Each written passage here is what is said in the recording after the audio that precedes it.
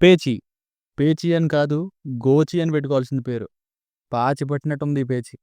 చాలా రోజులకి మళ్ళీ వరస్ట్ హారర్ థ్రిల్లర్ చూసానండి. కొంచెం కూడా నచ్చలేదు మూవీ. అసలు హారర్ థ్రిల్స్ లేకుండానే సరైన హారర్ థ్రిల్లర్ తీశారు. పోస్టర్‌కి, సినిమాకి సంబంధమే లేదు.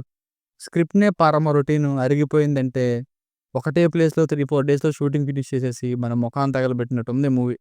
మళ్ళీ దీనికి సీక్వెల్ అంట. ఇది ఆడియన్స్ ఎంకరేజ్ చేయరని ముందే తెలిసి, సీక్వెల్‌తో అదే ఆడియన్స్‌పై రివెంజ్ ప్లాన్ చేసినట్టుంది.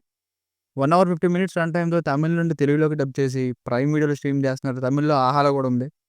అడల్ట్ కంటెంట్ ఏం లేదు. ఫ్యామిలీతో చూస్తారంటే మీ ఇష్టం. చూసి తట్టుకునే శక్తి ఉంటే ఓకే.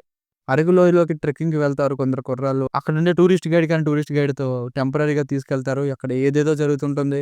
ఎందుకు అంటే అక్కడ దెయ్యం ఉందంట. అది వీళ్ళ వలన విడుదలైందంట. ఎన్నేళ్ల క్రితం నుండి చూడట్లేదండి ఈ స్టోరీస్‌ని. కొన్ని సీన్స్ అయినా బాగున్నాయంటే సినిమా మొత్తం 3 డైలాగ్స్ మాటి మాటికి రిపీట్ చేస్తుంటారు. "సార్ అటు వెళ్ళొద్దు. తిరిగి వెళ్ళిపోదాం" అని తీసుకొచ్చిన మనిషి.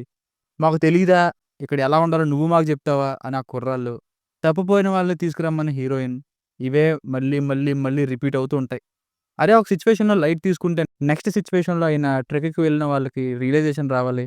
అసలు అబ్బే! మళ్ళీ, మళ్ళీ ఆ దెయ్యం ఉన్న ఇంట్లోకి వెళ్తారు. అందరూ ఎటెటో పోతారు.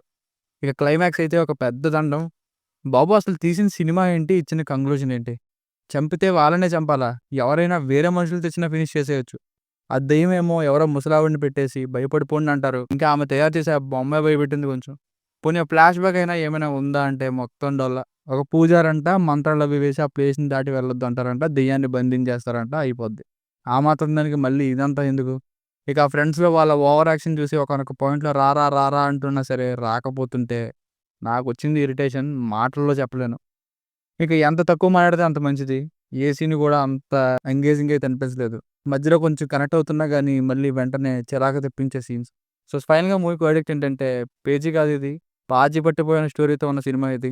ఏదో సినిమాటోగ్రఫీ అండ్ ఆ లొకేషన్స్ పర్లేదు అంతే తప్ప, సినిమా మాత్రం 2 గంటలు స్వాహా. కొంచెం పెర్ఫార్మెన్సెస్ ఒక్కటి పర్లేదు. Uninteresting horror thriller with an outdated story. దీనికి రేటింగ్ వచ్చేసి ఇది నా ఒపీనియన్ 1.75/5. మీకేమైనా వర్క్ నచ్చినట్లయితే మరిన్ని రివ్యూస్ కోసం మన ఛానెల్‌ని సబ్స్క్రైబ్ చేసుకోండి. Thank you.